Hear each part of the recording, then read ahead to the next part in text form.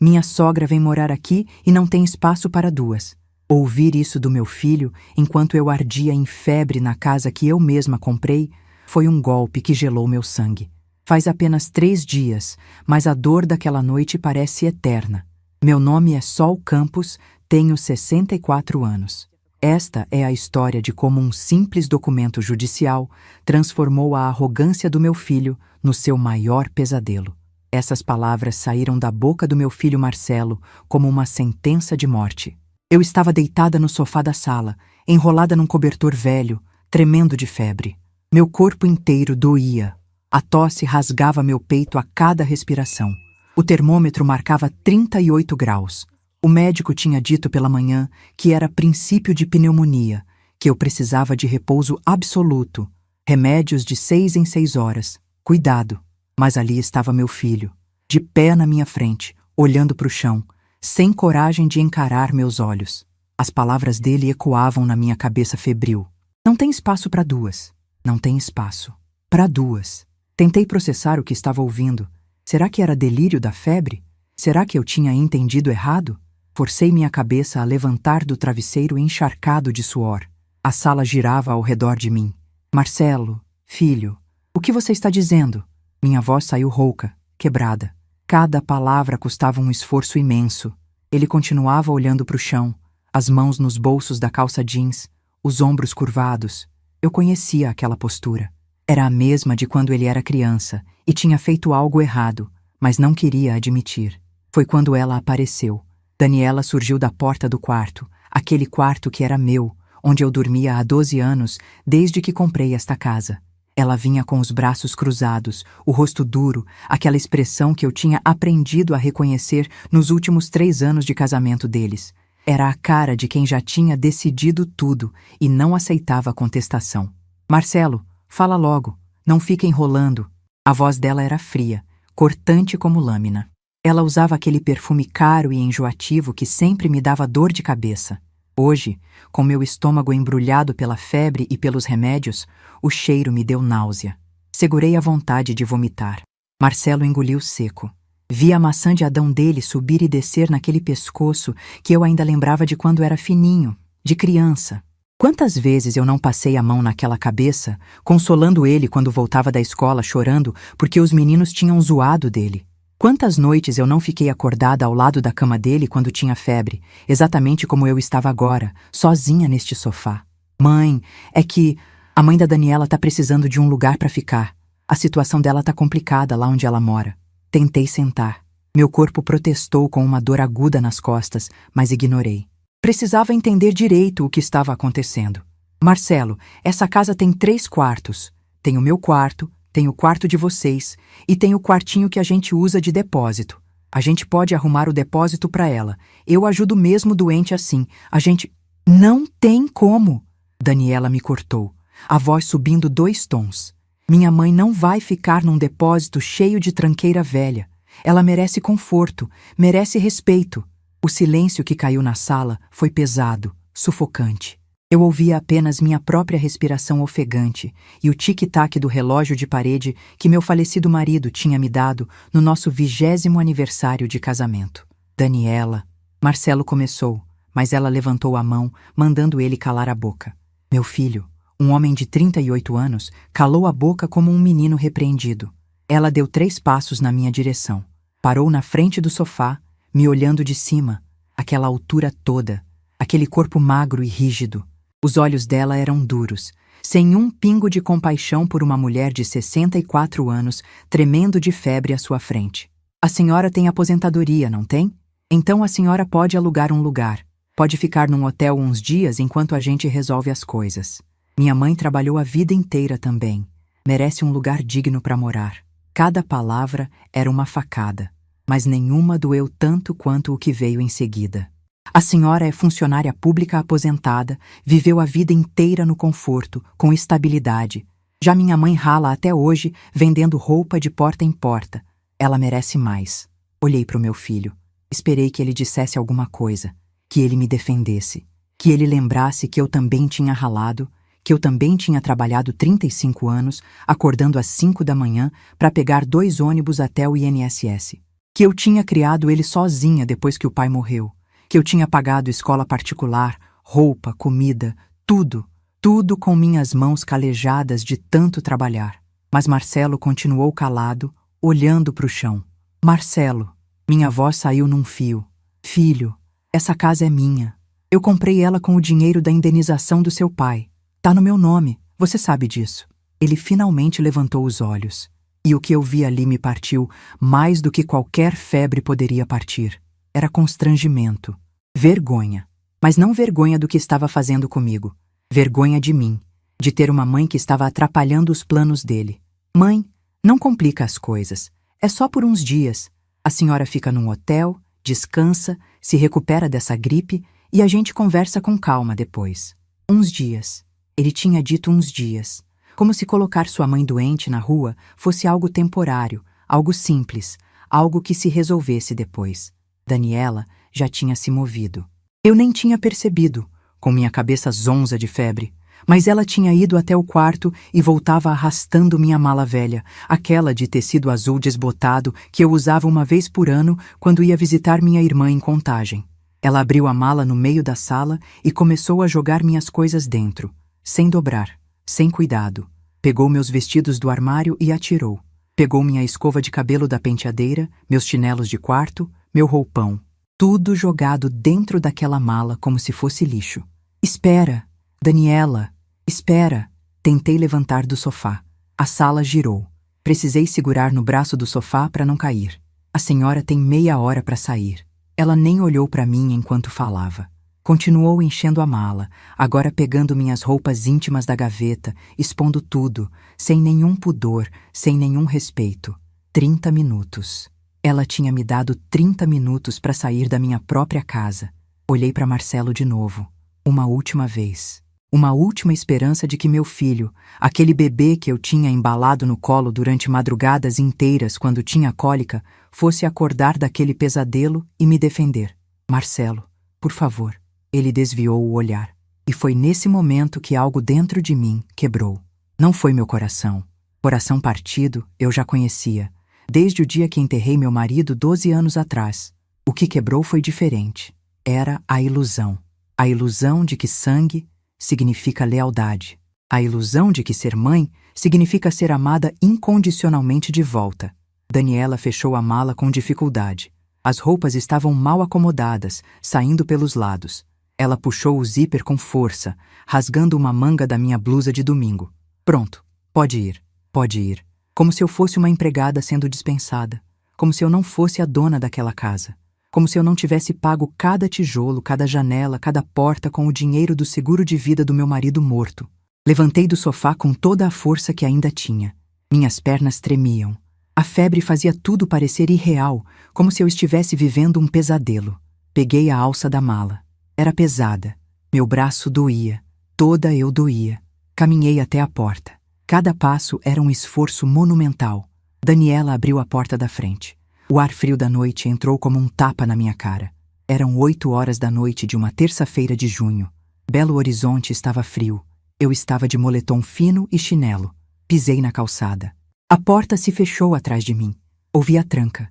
Ouvi meu filho trancando a porta da minha casa para me deixar do lado de fora. Fiquei ali parada, segurando aquela mala, tossindo, tremendo. As luzes da rua eram manchas amareladas através das minhas lágrimas. Não, eu não ia chorar. Não ainda. Precisava sair dali. Precisava ir para algum lugar. Mas onde? Onde uma mulher de 64 anos, doente, expulsa da própria casa pelo próprio filho, vai às 8 da noite? Foi quando a voz dela me chamou. Sol! Sol! Meu Deus do céu! O que aconteceu? Dona Lourdes atravessava a rua correndo. Minha vizinha de 40 anos. Ela tinha visto tudo da janela dela. Claro que tinha visto. Dona Lourdes não perdia nada naquela rua. Ela chegou perto de mim, segurou meu braço. Seu rosto estava cheio de preocupação genuína. Aquele tipo de preocupação que eu não via no rosto do meu próprio filho havia muito tempo. Sol, você tá tremendo. Você tá com febre. O que você tá fazendo na rua com essa mala? Abri a boca para responder, mas só saiu um soluço. Um soluço feio, alto, daqueles que a gente tenta segurar, mas não consegue. E então, desabei. Desabei ali na calçada, nos braços da dona Lourdes, chorando que nem criança, tossindo, tremendo. Ele me botou pra fora, Lourdes. Meu filho me botou pra fora da minha casa pra colocar a sogra dele. Dona Lourdes ficou branca. Seus olhos ficaram arregalados de choque. Ela olhou pra minha casa, pras janelas acesas, pra porta fechada e depois pra mim de novo. Isso não pode ser verdade, não pode. Vem pra minha casa, você vai dormir lá, eu cuido de você. Não. Minha voz saiu mais firme do que eu esperava. Não, Lourdes. Obrigada, mas não. Eu preciso ir. Não sei de onde veio aquela firmeza. Talvez fosse a febre, talvez fosse o choque. Mas algo dentro de mim sabia que eu não podia aceitar a ajuda da dona Lourdes naquele momento. Se eu ficasse ali, perto da minha casa, eu ia fraquejar, ia querer voltar, ia querer implorar para o meu filho me deixar entrar. E eu já tinha sido humilhada o suficiente por aquela noite. Peguei meu celular do bolso com mão trêmula. Abri o aplicativo de táxi. Dona Lourdes segurava minha mala, não me largava do braço, falava sem parar. Sol, pelo menos me diz para onde você vai. Me liga quando chegar. Por favor. O táxi chegou 3 minutos depois. Um Gol cinza velho. O motorista olhou para mim pelo retrovisor com aquela cara de quem vê uma pessoa destruída e não sabe se pergunta ou se fica quieto. Me leva para um hotel perto da rodoviária. Qualquer um, o mais barato que tiver. Dona Lourdes colocou a mala no banco de trás comigo. Segurou minha mão pela janela aberta do carro. Eu vou ficar de olho aqui. Qualquer coisa mesmo, você me liga. Acenei para ela enquanto o táxi arrancava. Olhei para trás uma última vez. Minha casa de 3 quartos no bairro Santa Sol, que eu tinha comprado com tanto orgulho 12 anos atrás. As luzes estavam acesas. Pela janela da sala, vi a silhueta de Daniela passando. Ela já estava medindo cortina nova, já estava se apropriando do que era meu. Mas ela não sabia. Nenhum dos dois sabia. Eles não sabiam que aquela casa tinha sido registrada de um jeito muito específico. Eles não sabiam das cláusulas que o Dr. Valdir tinha colocado na escritura. Eles não sabiam que eu não era só uma velha funcionária pública aposentada, coitadinha, que ia aceitar tudo calada. Enquanto o táxi cortava a noite fria de Belo Horizonte, enquanto eu tremia no banco de trás tossindo e enxugando lágrimas silenciosas, uma coisa estava clara na minha cabeça febril. Eles iam pagar por isso. E eu ia me certificar pessoalmente de que cada segundo daquela humilhação fosse cobrado. Mas primeiro, eu precisava sobreviver àquela noite. Antes de continuar a história, me diga uma coisa. Se seu próprio filho te colocasse na rua doente para agradar a esposa dele, o que você faria? Deixa nos comentários. Quero saber sua opinião antes de continuar minha história. O hotel era exatamente o tipo de lugar que eu imaginava quando pedi para o motorista me levar ao mais barato perto da rodoviária. A fachada tinha pintura descascada, amarelada pelo tempo e pela poluição. Uma placa luminosa piscava com 2 letras apagadas. Hotel Boas Zidas. R$ 40 a diária, o rapaz da recepção anunciou sem tirar os olhos do celular. Subi as escadas porque o elevador tinha uma placa de concerto que parecia estar ali havia meses. Cada degrau era uma tortura. Minhas pernas tremiam. A mala batia nas minhas canelas. 2º andar. Quarto 212. A chave era daquelas antigas, pesada, pendurada num chaveiro de plástico vermelho com um número gravado. Girei a fechadura. A porta rangeu ao abrir. O cheiro me atingiu primeiro. Mofo. Aquele cheiro de lugar fechado há muito tempo, de umidade entranhada nas paredes, de colchão velho. Acendi a luz. Uma lâmpada fraca e amarelada iluminou o quarto minúsculo. Uma cama de solteiro com um cobertor fino marrom manchado. Um criado mudo bamboleante. Uma televisão velha em cima de uma mesinha de fórmica descascada. O banheiro tinha o box quebrado e azulejos faltando. Era ali que eu ia dormir. Naquele quarto que cheirava a derrota e abandono. Fechei a porta. Tranquei por dentro. Encostei as costas na madeira fina e finalmente deixei meu corpo desabar. Deslizei até o chão, abraçando meus próprios joelhos. E chorei. Chorei como não chorava desde o funeral do meu marido. Soluços que saíam do fundo da alma, daquele lugar onde guardamos as dores que ninguém pode ver. A febre voltou com força. Tremi tanto que meus dentes batiam. Consegui me arrastar até a cama. O colchão era duro e tinha caroços. Afundei nele mesmo assim. Puxei aquele cobertor que cheirava a naftalina e me enrolei inteira. Mas não adiantava. O frio vinha de dentro. Peguei o celular. 00:15. Nenhuma mensagem. Nenhuma ligação. Meu filho tinha me expulsado de casa às 8 da noite e nem se deu ao trabalho de mandar uma mensagem perguntando se eu estava bem, se eu tinha chegado em algum lugar. Abri o WhatsApp dele.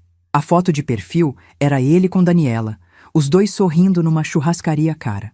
A última vez que ele tinha visualizado minha mensagem foi há 3 dias, quando eu tinha mandado foto do almoço que fiz e ele respondeu só com um joinha. Comecei a digitar. Filho, cheguei num hotel, estou bem. Apaguei. Digitei de novo. Marcelo, por favor, podemos conversar? Apaguei também. O que eu ia dizer? Que eu estava com medo? Que estava sozinha? Que cada respiração doía porque a pneumonia estava piorando? Que eu não entendia como o menino que eu criei tinha virado esse homem capaz de fazer isso comigo? Tranquei o celular sem mandar nada. As horas passaram devagar. Eu tossia e tossia. A cada acesso, sentia que meu peito ia explodir. O remedinho que eu tinha tomado de manhã já tinha passado o efeito, mas minha bolsa com os outros remédios tinha ficado na casa. Daniela tinha empacotado tão rápido que metade das minhas coisas ficou para trás. Às 4 da manhã, a febre atingiu o pico. Eu delirava. Via meu marido sentado naquela cadeira decrépita do canto do quarto, olhando para mim com aquela cara triste que ele fazia quando estava preocupado. Levanta, Sol, você é forte. Sempre foi. Mas eu não conseguia levantar. Só conseguia tremer e suar, e sentir que ia morrer ali, sozinha, naquele quarto de hotel Mixuruca.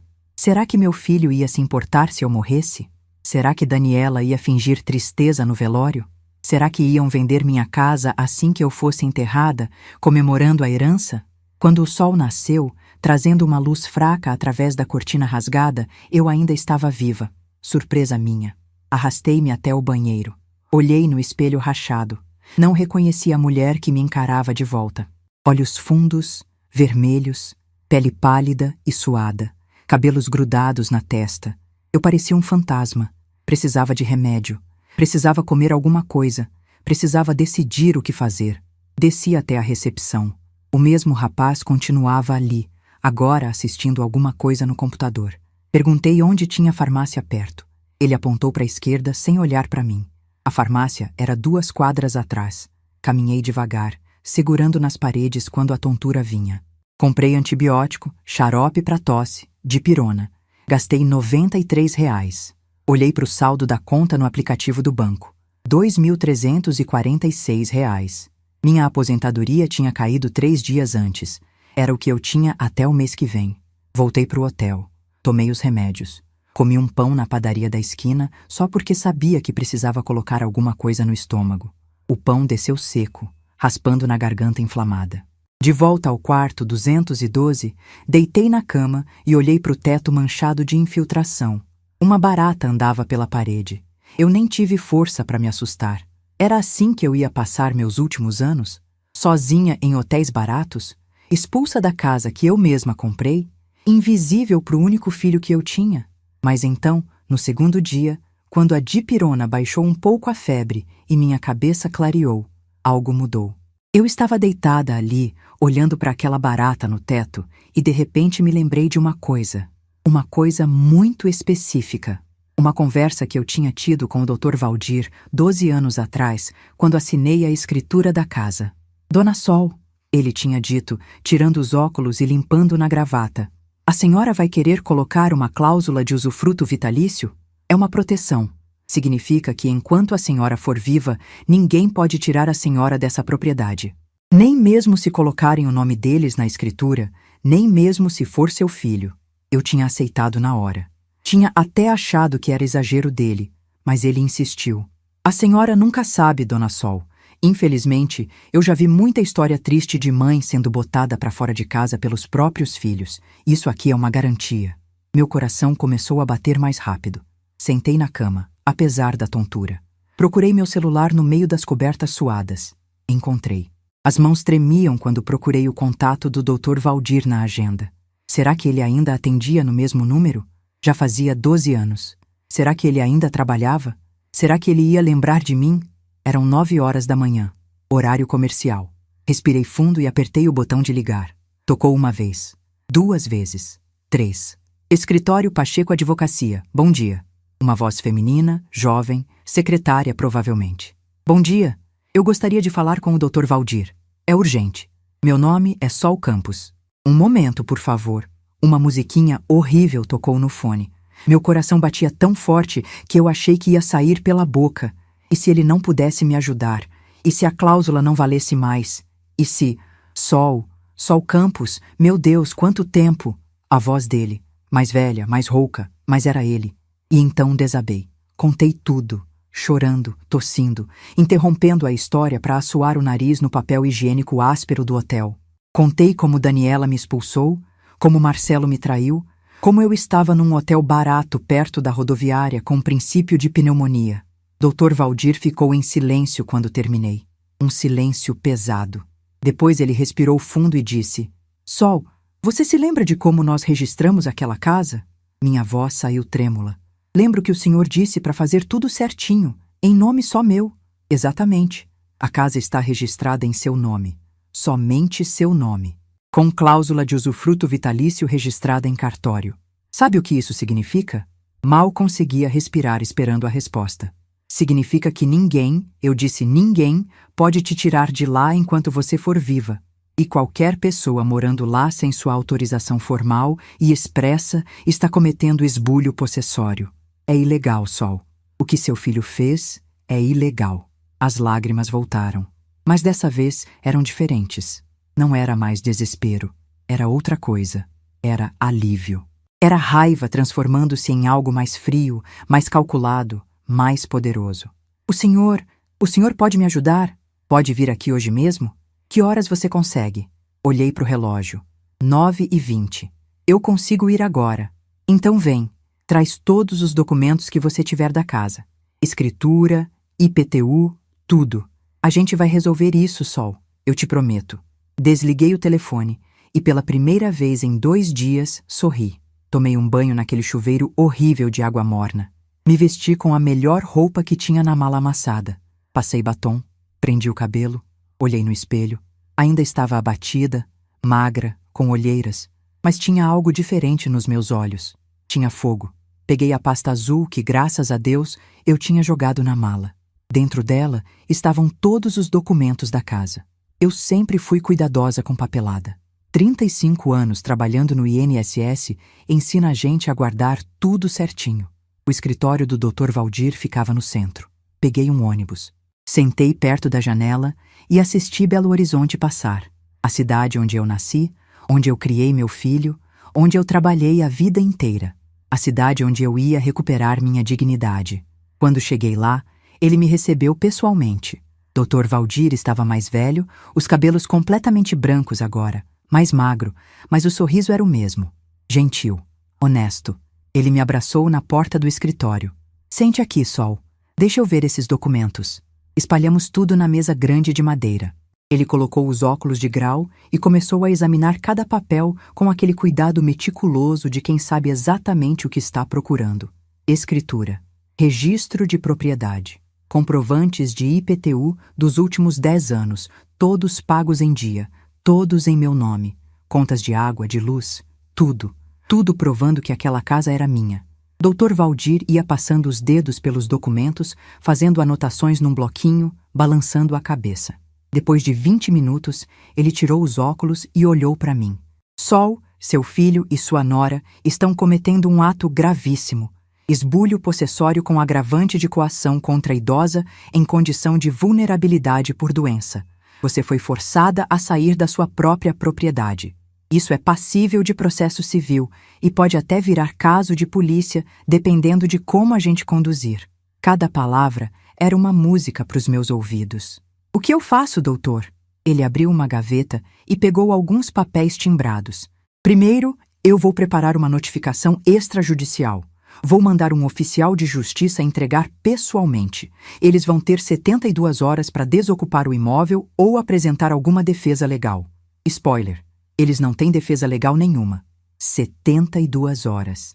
3 dias. Eles tinham 3 dias. Segundo, eu vou entrar com uma medida de reintegração de posse urgente.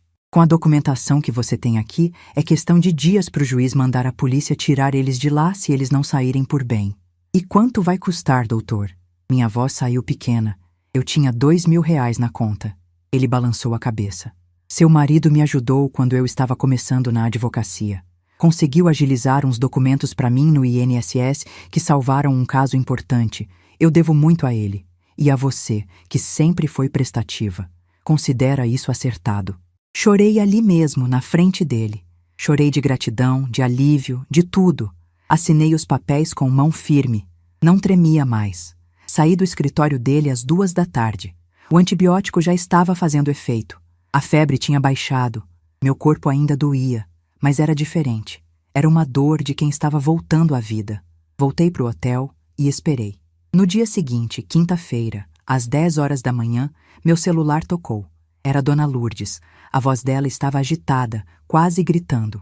Sol, Sol, tem um homem de terno aqui na porta da sua casa com uns papéis oficiais. O Marcelo acabou de atender. Tá um Deus nos acuda aqui. Sentei na cama. Meu coração disparou. Conta tudo, Lourdes. Tudo o que você tá vendo. O homem entregou um envelope pro Marcelo. Ele abriu ali mesmo. Sol, você precisava ver a cara do seu filho. Ele ficou branco. Branco que nem papel. Começou a ler, a mão dele tremendo.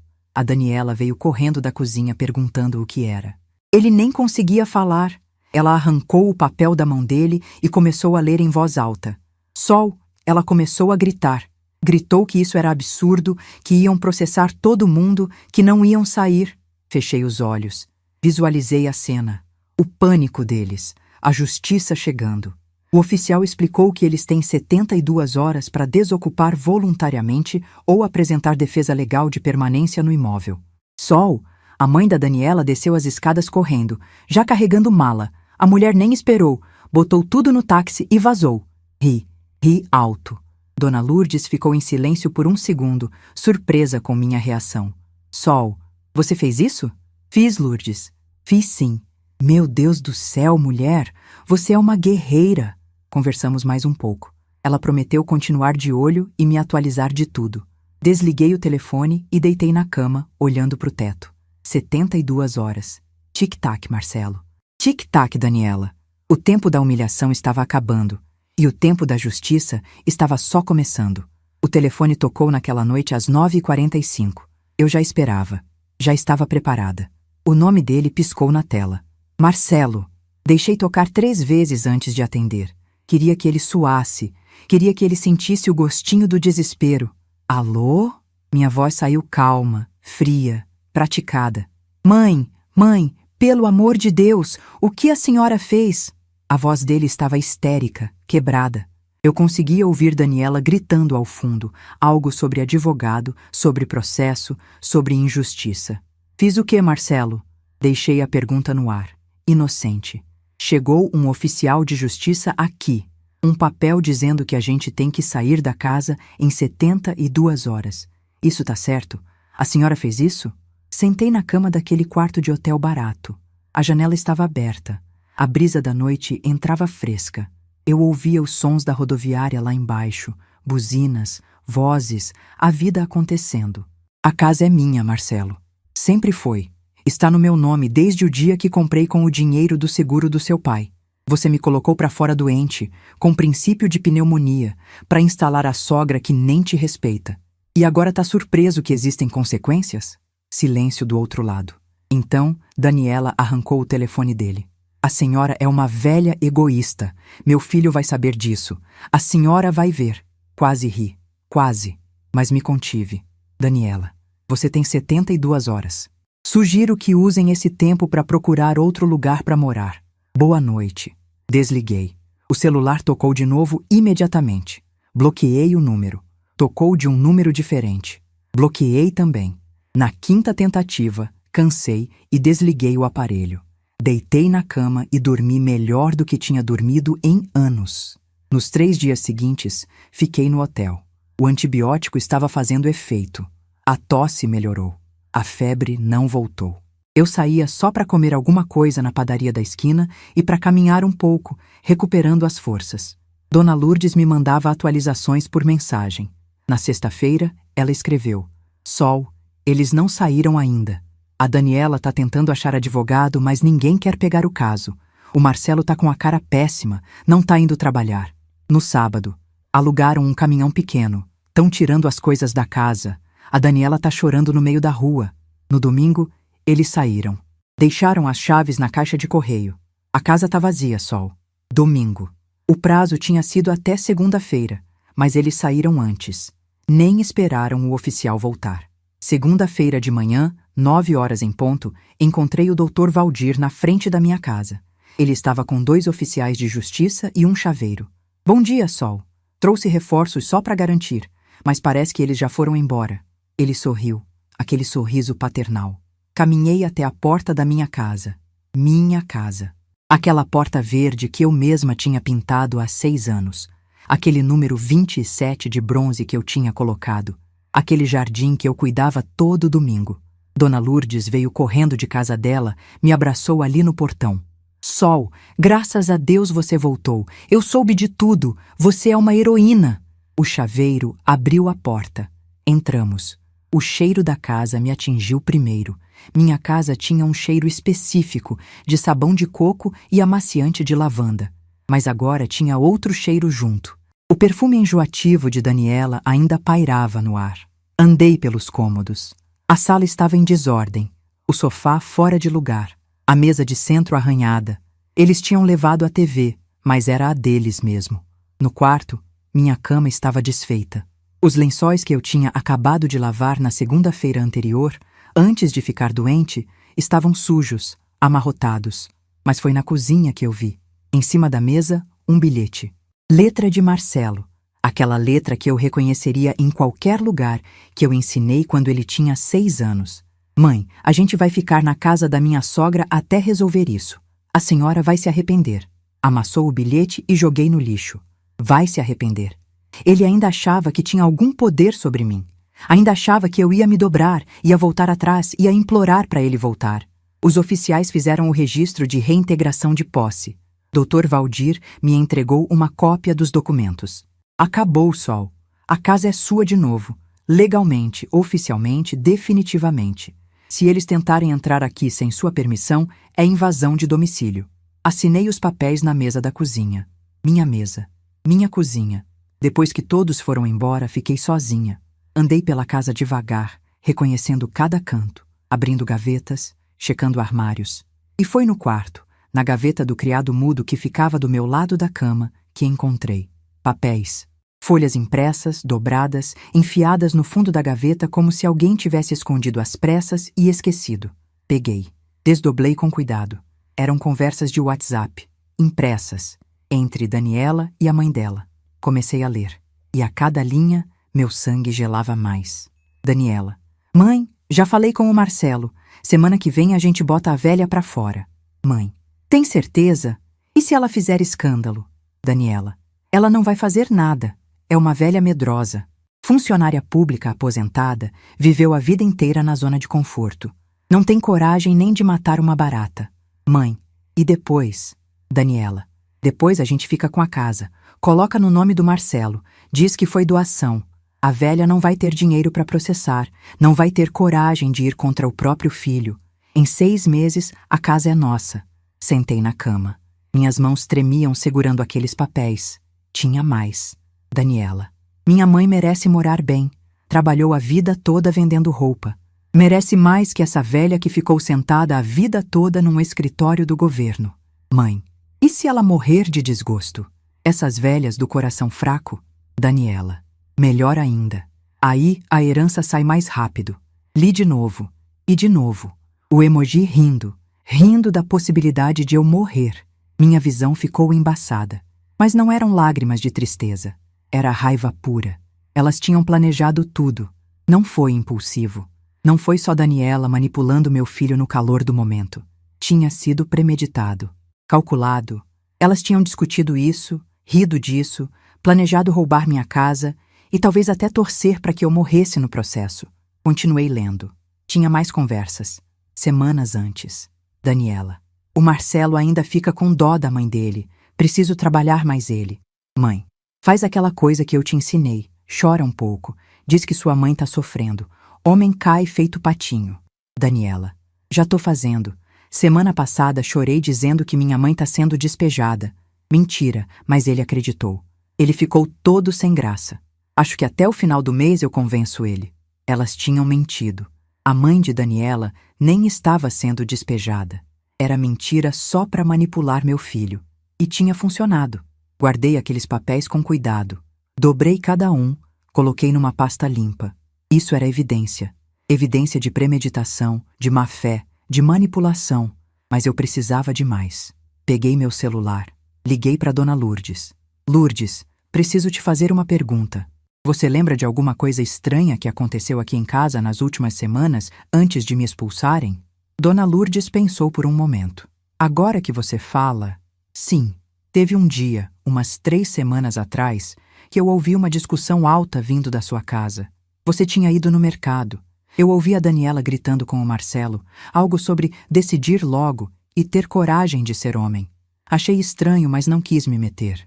Que dia foi isso, você lembra? Deixa eu ver. Foi numa quinta-feira porque eu ia pro bingo. Deve ter sido dia 8 de maio. 8 de maio. 3 semanas antes de me expulsarem. O plano estava sendo arquitetado bem debaixo do meu nariz. Lourdes, tem mais uma coisa. Você viu quando eles saíram no domingo? Viu se levaram muita coisa? Vi sim.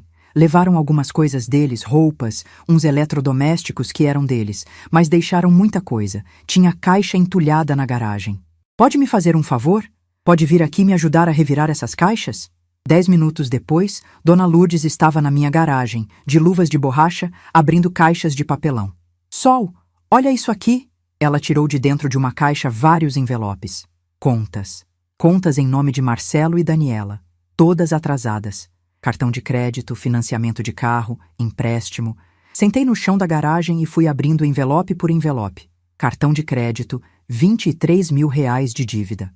Financiamento do carro, 64 parcelas atrasadas, total de R$ 42 mil. Empréstimo pessoal, R$ 38 mil. No total, mais de R$ 100 mil em dívidas. Então era isso. Não era só crueldade. Não era só Daniela sendo má.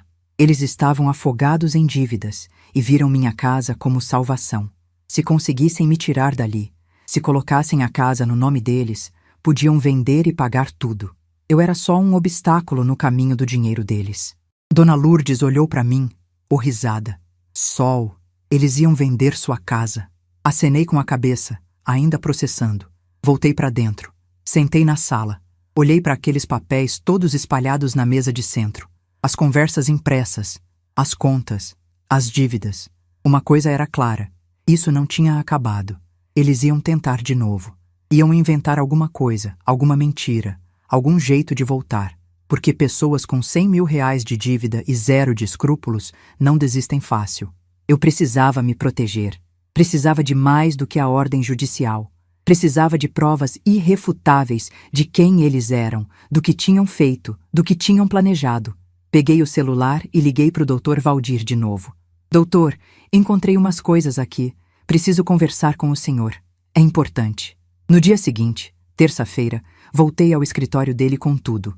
As conversas impressas, as contas, tudo. Ele leu com atenção, fazendo aquela cara séria de advogado analisando um caso. Sol, isso aqui é ouro. Prova premeditação. Prova tentativa de apropriação indébita de patrimônio alheio mediante coação. Você quer que eu faça o quê com isso? Pensei por um momento. Quero que o senhor guarde. Deixe bem guardado. Se eles tentarem qualquer coisa contra mim, qualquer processo, qualquer acusação, eu quero poder mostrar quem eles realmente são. Ele acenou, colocou tudo numa pasta e guardou no cofre do escritório. Voltei para casa. Passei o resto da semana limpando. Tirando o cheiro de Daniela, de perfume caro e mentiras baratas. Lavei todos os lençóis, todos os cobertores. Limpei cada canto. Recoloquei cada móvel no lugar certo. Na sexta-feira, uma semana depois de voltar, estava sentada no sofá da sala tomando café quando o celular tocou. Número desconhecido. Atendi. Sol, é você? A voz era conhecida, mas eu não conseguia identificar. Quem fala? É Célia. Célia Martins. A gente trabalhou junto no INSS há uns 15 anos. Você lembra de mim? Célia. Claro, uma mulher boa, competente. A gente tinha sido da mesma turma de aposentadoria. Célia, claro que lembro. Como você conseguiu meu número? Peguei com a dona Marisa, do Recursos Humanos Antigo. Sol, eu preciso te falar uma coisa. É sobre seu filho. Meu coração gelou. O que sobre ele? Ontem eu estava na casa de material de construção onde ele trabalha. Trabalhava, na verdade. Sol, ele foi demitido. Ouvi o gerente comentando com outro funcionário. Disse que o Marcelo não estava apresentando resultados, que estava desligado, estressado, faltando muito. Desligado, estressado. Claro que estava. Ele tinha tentado roubar a casa da própria mãe e tinha dado errado. Obrigada por me avisar, Célia. Sol, eu não sei o que aconteceu entre vocês, mas se precisar de alguma coisa, pode contar comigo. Desliguei. Marcelo estava desempregado. 100 mil reais de dívida e agora sem salário. O castelo de cartas deles estava desmoronando. E eu estava só começando. 3 semanas se passaram. Junho virou julho. Belo Horizonte ficou mais fria, as manhãs cobertas por aquela neblina característica do inverno mineiro. Eu acordava cedo todo dia, fazia meu café, sentava na varanda da frente embrulhada num chale e ficava observando a rua acordar. A vida tinha voltado ao normal, ou quase. Eu tinha mudado a fechadura no dia seguinte à reintegração de posse. Mandei instalar câmeras de segurança na frente e atrás da casa. Não ia correr mais riscos. Dona Lourdes vinha tomar café comigo todo sábado, como sempre fazíamos antes de Marcelo casar. A gente ficava conversando, rindo, colocando a fofoca em dia do bairro. Era reconfortante ter a normalidade de volta. Mas eu sabia que não tinha acabado. Conhecia meu filho. Conhecia a capacidade de manipulação de Daniela. Eles iam tentar alguma coisa. Era questão de tempo. E eu estava certa. Foi numa quinta-feira, 18 de julho, às 3 da tarde. Eu estava no quintal regando as plantas quando o celular tocou. Número desconhecido de novo. Atendi com cautela. Sol Campos? Voz masculina, formal. Sim, quem fala? Meu nome é Ricardo Menezes. Sou advogado. Estou ligando em nome do meu cliente Marcelo Campos e sua esposa Daniela Rocha. Eles gostariam de marcar uma reunião com a senhora. É sobre um possível acordo familiar. Acordo familiar. Que conveniente. Que tipo de acordo? Prefiro não discutir por telefone. Seria possível a senhora comparecer ao meu escritório amanhã, sexta-feira, às 10 horas da manhã? Fica na Rua da Bahia. Centro. Pensei rápido. Eles queriam me encontrar em território neutro, com o advogado presente. Achavam que iam me intimidar. Achavam que eu ia aceitar alguma mixaria, assinar algum papel cedendo meus direitos e tudo ficaria resolvido. Vou pensar e te retorno. Senhora Sol, meus clientes estão muito ansiosos para resolver. Desliguei. Liguei imediatamente para o doutor Valdir e contei tudo. Ele riu. Aquela risada curta e seca de quem já viu esse filme antes. Eles estão tentando te pegar de surpresa, te fazer assinar alguma coisa sem você estar representada. Não cai nessa, Sol. Se for nessa reunião, eu vou com você. E mais, a gente vai virar o jogo. Como? Deixa comigo. Você confia em mim? Confio.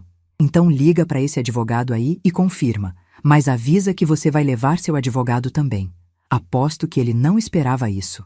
Liguei de volta para o doutor Ricardo Menezes. Doutor Ricardo, é Sol Campos. Pode confirmar para amanhã às 10. Mas vou levar meu advogado, doutor Valdir Pacheco. Sem problema, né? O silêncio do outro lado foi delicioso. Ele claramente não esperava. Ah, sim, claro. Sem problema. Até amanhã, então.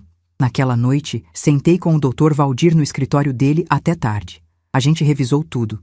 Todas as provas, todas as conversas, todas as dívidas. Montamos uma estratégia. Sol, amanhã eles vão tentar te oferecer alguma coisa. Talvez dinheiro, talvez alguma divisão da casa, talvez uma porcentagem de aluguel se você deixar eles morarem lá. Você não aceita nada. Nada. Você ouve, você deixa eles falarem, e aí você abre o jogo. Abrir o jogo como? Ele sorriu. Aquele sorriso de tubarão. Você vai ver. Sexta-feira, dia 19 de julho. Acordei às 6 da manhã. Tomei banho demorado. Me vesti com cuidado. Calça social preta, blusa branca de botão, sapato fechado preto, um blazer cinza que eu tinha comprado há anos e quase nunca usava. Prendi o cabelo num coque. Passei batom vermelho. Olhei no espelho. Não era mais aquela mulher destruída de hotel barato. Era Sol Campos, 64 anos, aposentada do INSS, dona da própria casa, dona da própria dignidade. Dr. Valdir me buscou de carro às 9h30. Fomos em silêncio, cada um imerso nos próprios pensamentos. O escritório do Dr. Ricardo Menezes ficava num prédio antigo, mas bem cuidado na Rua da Bahia. Subimos de elevador até o 5º andar, sala 502. A secretária nos recebeu com aquele sorriso profissional e falso. Dr. Valdir, Dona Sol, por favor, podem entrar. O Dr. Ricardo está esperando. A sala de reuniões era pequena. Uma mesa de vidro, 6 cadeiras de couro, um quadro horrível de paisagem na parede. E lá estavam eles, Marcelo e Daniela, sentados lado a lado. Meu filho levantou quando me viu. O rosto dele estava diferente, mais magro, olheiras profundas, barba por fazer, a camisa amarrotada. Daniela não levantou. Me encarou com aqueles olhos duros, frios, mas eu percebi algo que não tinha visto antes. Medo. Tinha medo ali também. Mãe. Marcelo começou, a voz tremendo. Bom dia. Minha voz saiu firme, neutra, nem calorosa nem fria.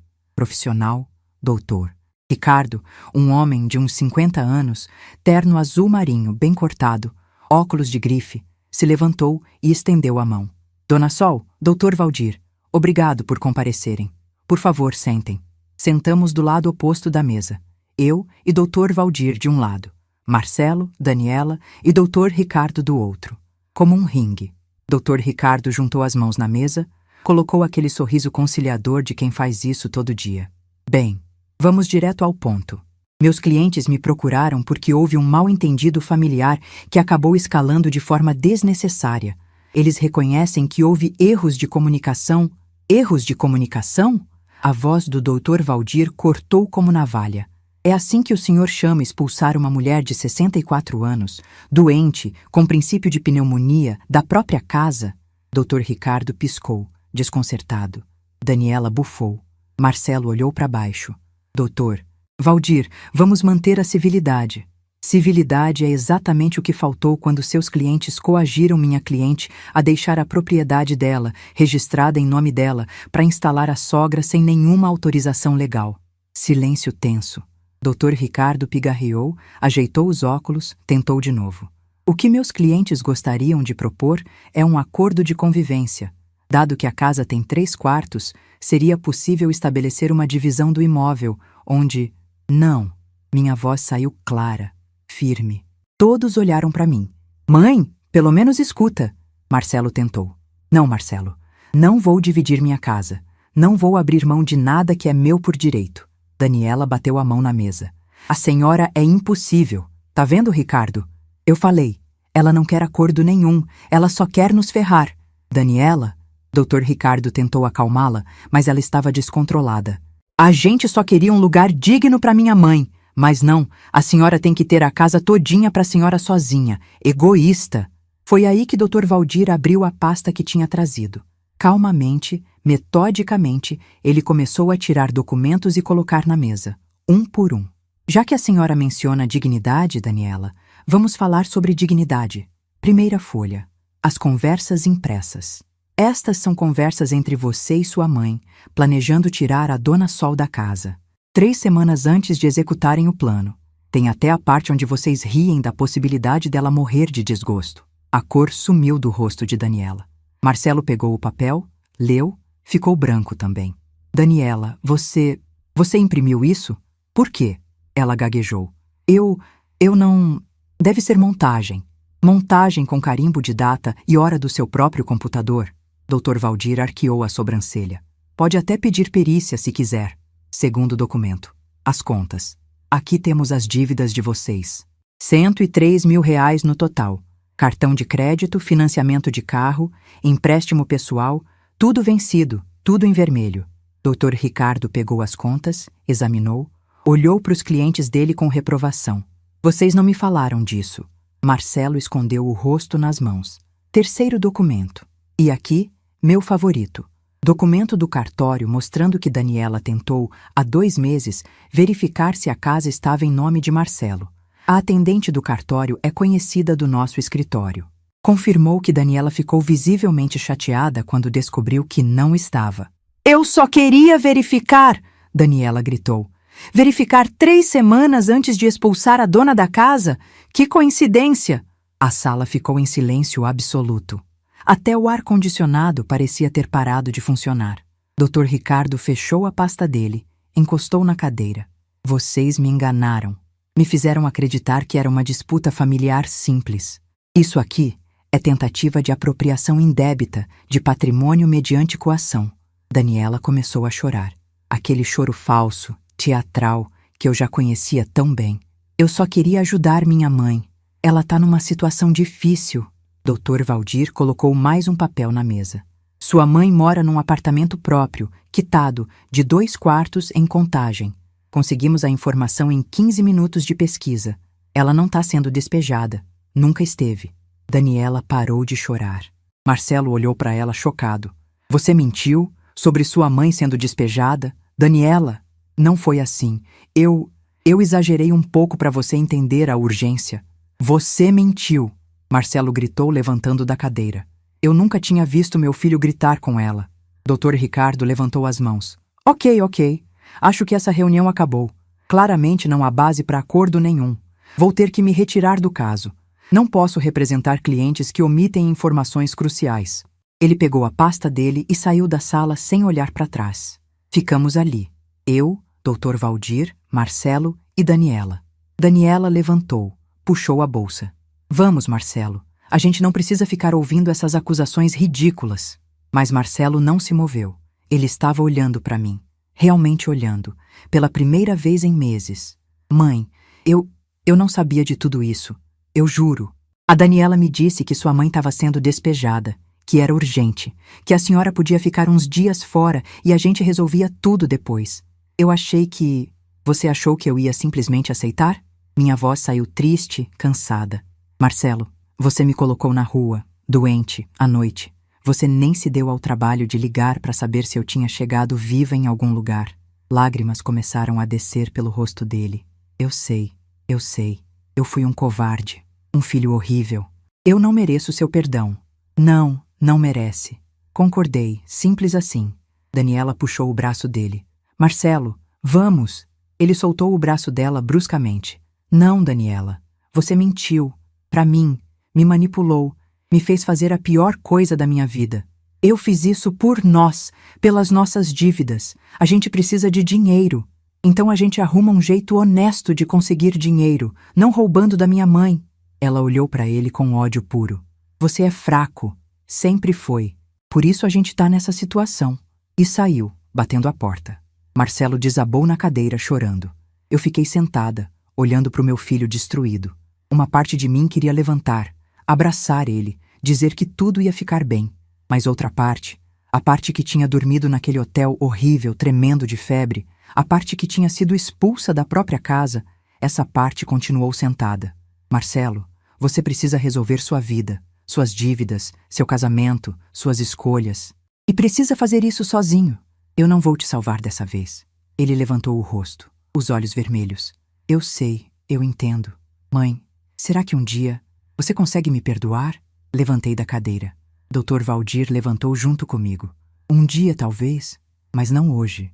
Hoje eu só quero que você saia da minha frente. E se você ou sua esposa chegarem perto da minha casa sem minha autorização, eu chamo a polícia. Entendeu? Ele acenou, derrotado. Saímos daquela sala. Caminhamos pelo corredor até o elevador. Dentro dele, em silêncio, desci os 5 andares. Na rua, respirei fundo. O ar frio de julho entrou nos meus pulmões. Estava viva. Estava livre. Estava inteira. Dr. Valdir colocou a mão no meu ombro. Você foi perfeita, Sol. Perfeita. Sorri. Um sorriso cansado, mas real. Obrigada. Por tudo.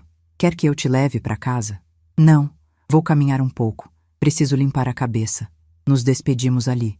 Caminhei pelas ruas do centro de Belo Horizonte. Passei pela Praça 7, pela feira de artesanato, pelo calçadão da Bahia. Observei as pessoas vivendo suas vidas. Trabalhando. Rindo. Existindo. E pensei, eu também estou viva. Também estou existindo. E pela primeira vez em muito tempo, estou fazendo isso nos meus próprios termos. Peguei um ônibus de volta para o Santa Sol. Cheguei em casa às 2 da tarde. Abri a porta. O cheiro de casa me envolveu. Sentei no sofá da sala. Meu sofá, minha sala, minha casa. E finalmente deixei as lágrimas virem. Mas não eram lágrimas de tristeza. Eram de alívio, de libertação. Tinha acabado.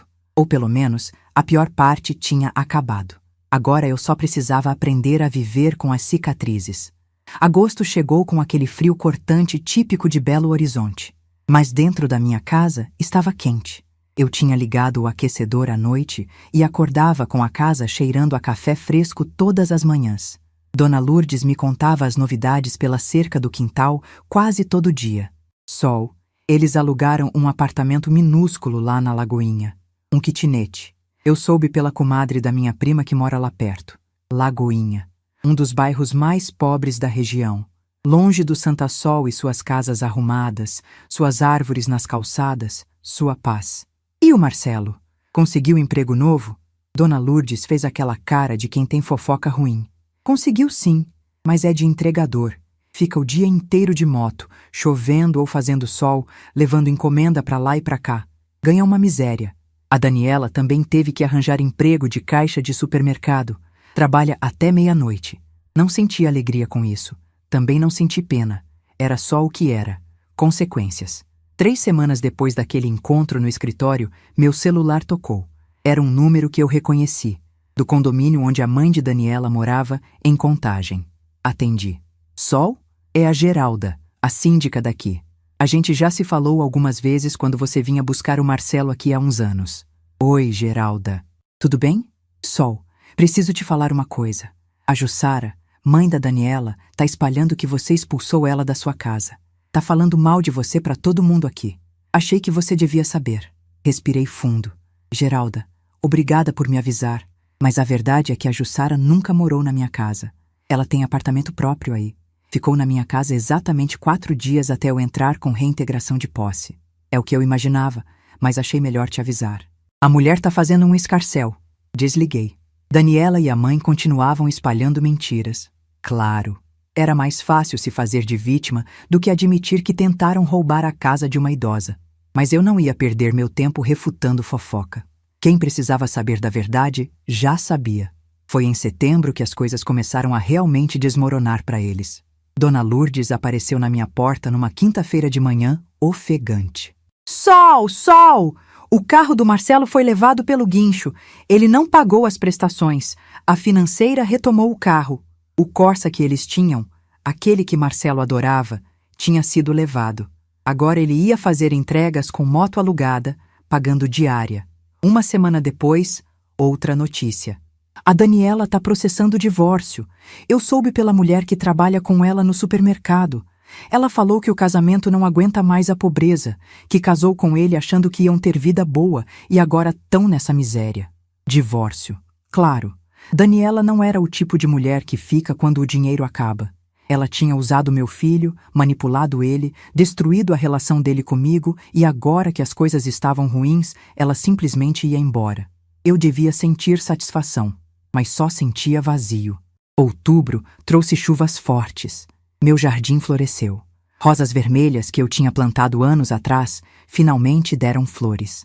Sentei na varanda toda a tarde, tomando chá, olhando as flores balançarem com o vento. Foi num desses dias, numa terça-feira chuvosa, que a campainha tocou. Olhei pelo olho mágico.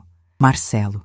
Ele estava encharcado, sem guarda-chuva, o cabelo pingando água, a roupa de trabalho molhada, o colete de entregador com o nome de uma empresa de motoboy. Hesitei. Minha mão no trinco da porta. Abri. Oi, mãe! A voz dele saiu pequena, envergonhada. Marcelo, o que você quer? Ele olhou para os próprios pés.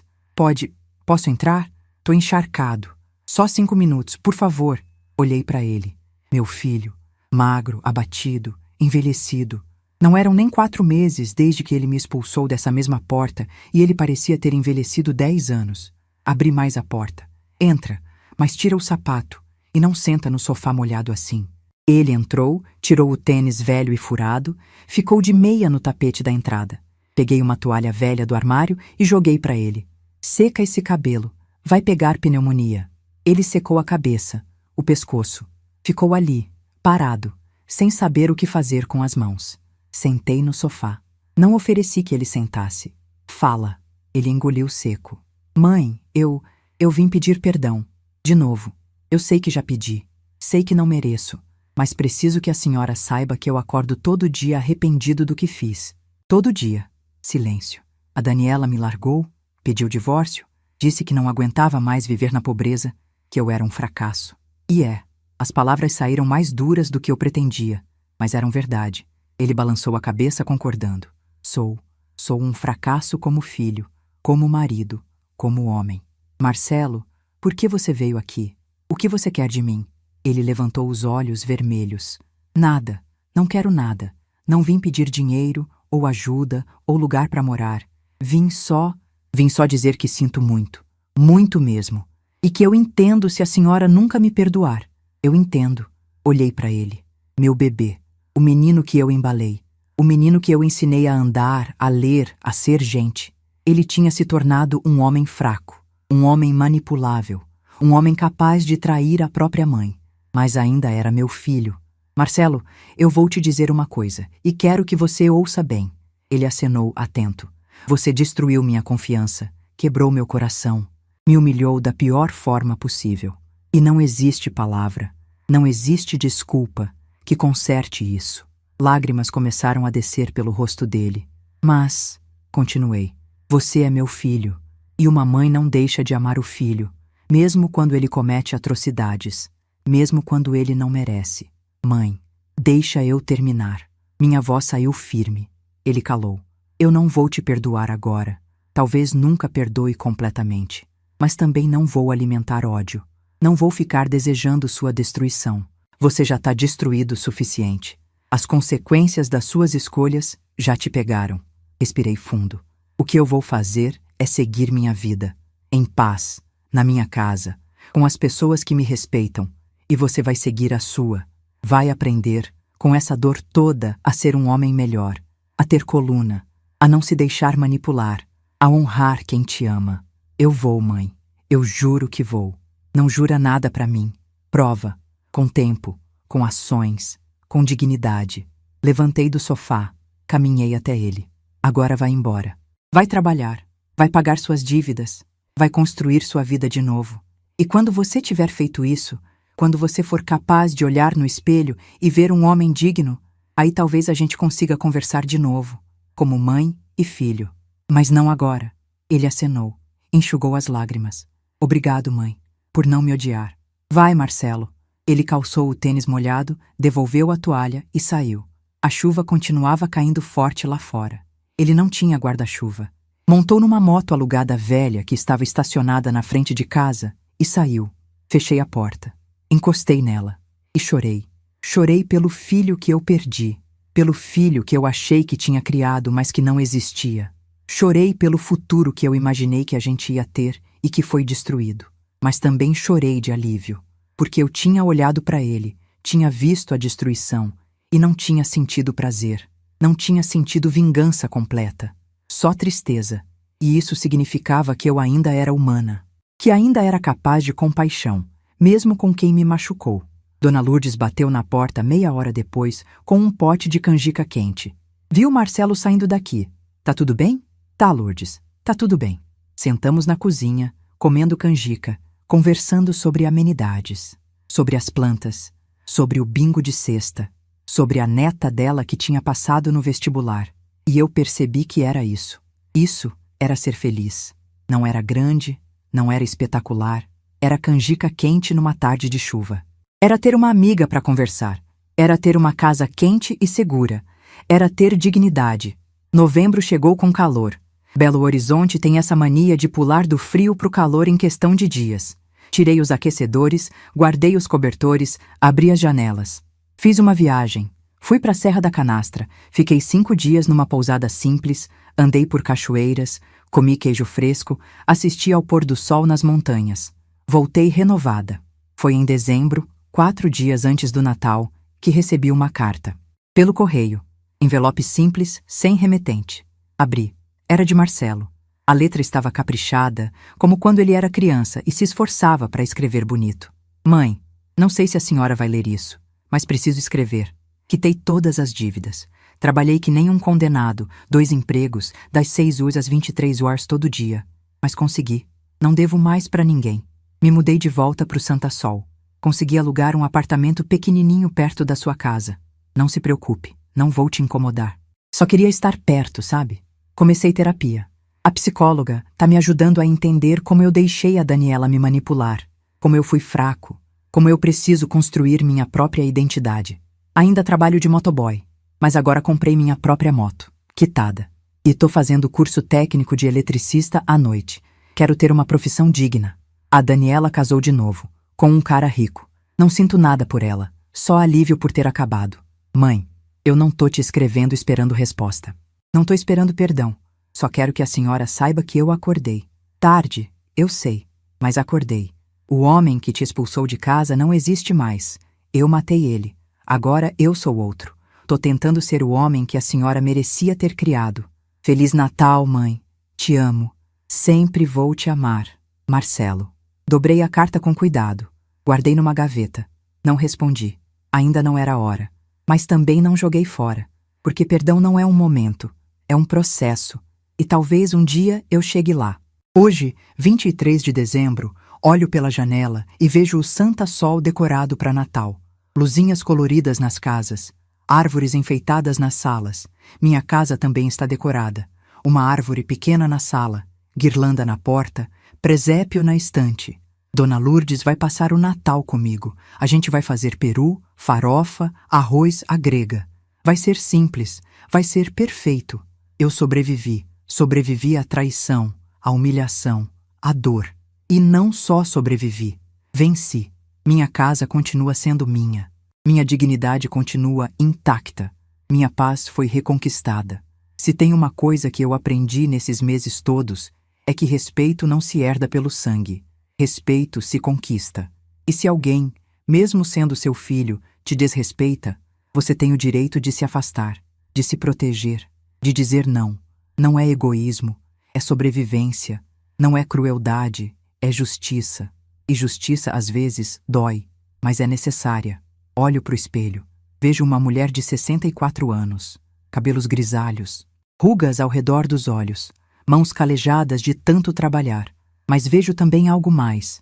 Vejo força, vejo dignidade, vejo uma sobrevivente. E sorrio, porque eu, Sol Campos, mereço esse sorriso, mereço essa paz, mereço essa casa, mereço essa vida. E ninguém, nunca mais, vai tirar isso de mim.